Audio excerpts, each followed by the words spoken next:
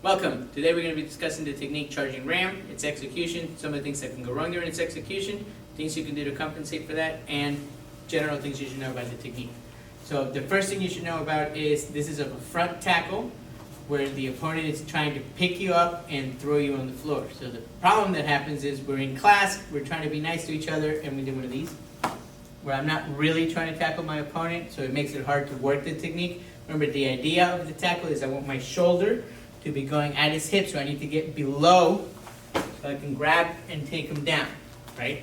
So the first thing we're going to do is this is a ready technique. I already see this guy wearing his football jersey, and I can see he's going to come in to take me down. So the first thing I want to do is move my zone of action to the outside of the left instead of staying between the hands.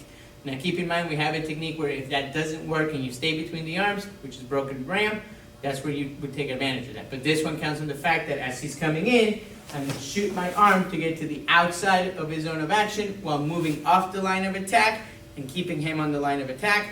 And then basically doing what we do at the end of 5 swords, which would be to deliver the right inward hand sword to the back of his neck. So one more time, we're framing.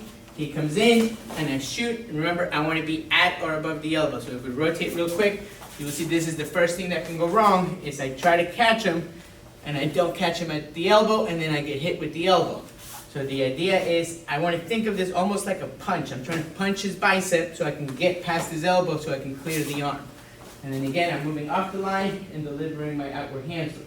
So the next thing that can go wrong with your hand sword is you do it without an anchored elbow. So remember, anchored elbows are your friend. You want to make sure that you're in line for your hand sword so that, facing you guys now, my hand sword is in line and it stays above the elbow and everything's in line when I hit. And again, you could do the wrap around if you wanted to in the back of the neck. So back to the original side. I'm framing, he comes in, I clear the arm, and I strike. Now his forward momentum, and as he's moving, it's going to expose this open-ended triangle, which allows me to do my step through front kick with the right, and then gauge so that I can do my left roundhouse kick with the left. Now keep in mind, those are done, again, for gauging. We're learning how to kick and gauge where we need to go to be able to follow and keep up with our opponent.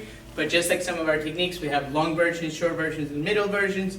Obviously, the short version would end here. I just chop him, and I let him go, and I leave. The middle version would be I just throw the front kick, and then I leave. The long version picks up both of those kicks. So we'll go through it one more time. He's coming in. I get off the line of attack, move my zone of action to the outside of his left, make sure I'm checking above the elbow, keep my hand sword in line, making sure I keep my elbow anchored, use the open-ended triangle to take advantage of any of those strikes with my front kick, gauge so I can get the roundhouse kick, again, to any available target, and then cover out if you choose. We'll do it one more time without the explanation.